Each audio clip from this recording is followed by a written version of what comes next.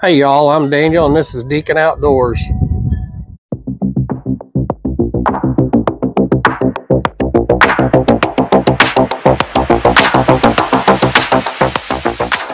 Hey guys, welcome back to the channel. Got something new for you today. I have the new Athlon Rangecraft Chronograph. Just got this in this week from Athlon, and this up front is the first chronograph that I have owned personally. I have used the old Caldwell styles that take 5 hours to set up and get ready to use, with the big brick on a tripod and then the wires and the little hoops over it. And if you want to see how those are used, go check out Scott's videos over on Kentucky Ballistics, because he really uses the Caldwell chronographs the correct way. And I'll just leave that there. You can go check him out and he'll show you how to correctly use a Caldwell chronograph. But the Athlon Rangecraft came out this year. I believe they unveiled it at SHOT Show 25 back in February, and I was fortunate enough to get one of these out of the first batch. And like I said, being the first chronograph I've ever owned, this thing is very compact and easy to, it all comes in this neat little case. Comes with a aluminum tripod that just screws in the bottom. It's very easy to manipulate, go through all the settings and use. I mean, you go in and set a new string or do a quick start on the quick start feature and just go right into shooting. These were designed to give people a less expensive option than the Garmin Zero, which has pretty well had the market cornered on compact chronographs. And Athlon has really come out with a, from what I understand, is a little more superior setup than the Garmin in a few ways. The Garmin Zero comes with a plastic tripod, where this one is aluminum, and the shot capture on this is a lot faster than the Garmin. And Don over on Rimfire SS, he did a side-by-side comparison of the Rangecraft and the Garmin Zero together, and shot a semi-auto 22 to show how much faster the Rangecraft captures your shots. The Garmin missed several in rapid fire succession out of a semi-auto, and it really showed in his video. I think somewhere around, out of 25 shots, the Athlon caught like 22, 23, and the Garmin only caught like 16. So just watching it being used in that setup was really showing the difference in the two.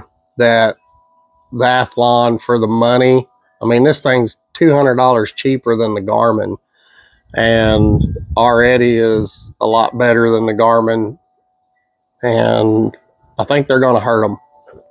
But I was able to get this thing set up rather quickly, and went up to the range today to work on some load development. I went, the last time I went, in the video that I've got published, I was shooting the 140 ELDM Hornadies and the 140 Nosler RDFs, and the RDFs grouped a lot better than the Hornadies, and that was comparing both of them to the same overall length, which was published by the Hornady reload data. And the Nosler data actually, their cartridge length is 2.805 and the Hornady was 2.825. So I went ahead and loaded up 21 rounds of the Noslers at the 2.805 seating depth, and went up and was able to use the Rangecraft to get some pretty interesting results. And what I came up with, I'll show you. So what I got here is I loaded up 3 shots again with the half grain intervals, and I went from 37 to 40 grains, and I went through and went back through the chronograph and got all my speeds for each group and calculated up the SDs and the extreme spreads of each one. But it had an SD of 9.13 with an extreme spread of 22.3. And then that's at 37.5 grains of powder. And then you look at 37 and 38 on each side of that, and the SDs are in the 9s. The 37 ended up being 9.46 with a 22.6 spread. 38 was a 9.71 SD with a 21 extreme spread. So everything else jumped. 38.5 was at 15 on the SD, and then 39 through 40 was up in the 16, 18, and 13 for the SDs and higher extreme spreads. So to see this, I know I can play around the 37.5 group and drop down to 37.1 up to 37.9 and stay, hopefully stay in between them lower SDs and spreads. If I stay with the Nosler data at 2.805 on the overall length, then I'll play around with this 37.5 group. And if I decide to go back to the 2.825 of the Hornady data, then I will probably redo this. I mean, this was pretty interesting to see and actually figure out what the numbers are. Using a chronograph whenever you're doing load development will benefit. Whenever I reloaded before, like I said, this is all new, and bailing off in here with a chronograph, it makes me want to make sure I tighten up my groups and get more consistent on my charge weights, because to me, I want to see what factory ammo is going to do. Like, I want to see what those look like on the chronograph and just see what kind of spreads and SDs I'm getting off of that compared to my hand loads. I really felt like whenever I do my hand loads and the way I measure out the powder and scoop them and everything, my speeds would have been closer to the same. So I don't know. I'm assuming that it has to do with the seating depth and the neck tension. I haven't dove into that yet.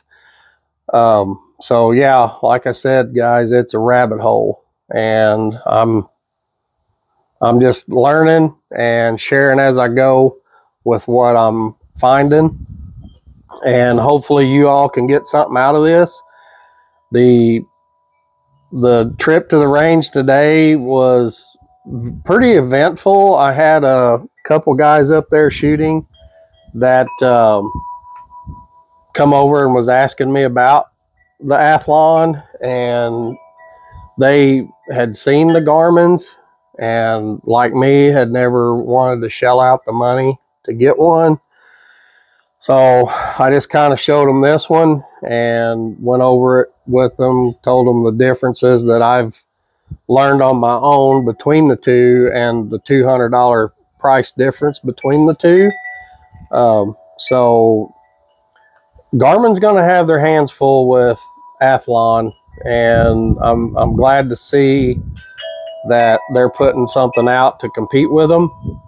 And I'm pretty tickled to be a part of Athlon. So yeah, I'll be working on some more hand loads, and I'll do some filming with that a little bit. I've added annealing to it. It's something I never did before. Whenever I reloaded, I've been learning a lot about the annealing process and what benefits you get out of annealing before you reload. And it makes sense once you see it and understand what they're talking about. So I have started doing that. And other than figuring out my chamber to get my seating depth so I can work that out instead of going off paper, then I'll kind of show that as I figure that out as well. So don't have a whole lot else today. I do want to tell you all that I've got a hat I'm going to give away. I showed these before, my Deacon Outdoors Richardson 112s. I think what I'm going to do this time is just like my video, comment a thumbs up or something in the comment section, and then here in a week or two I'll do a random draw out of the comments, and somebody's going to get a hat, and I will post it on here and find out who the winner is and send you a hat. So if you like what I'm doing, guys, give me a subscribe, and hopefully if you do learn something from my channel, that's the whole goal. Whatever happens along the way will be part of the videos. So that's all I got for today, guys. Like I said, drop me a comment in the comment section. Just say hi or give me an emoji or something, and that'll be your entry for the drawing. And then at the end of it, I'll pick a winner from that. That's all I got, guys. We'll see you on the next one.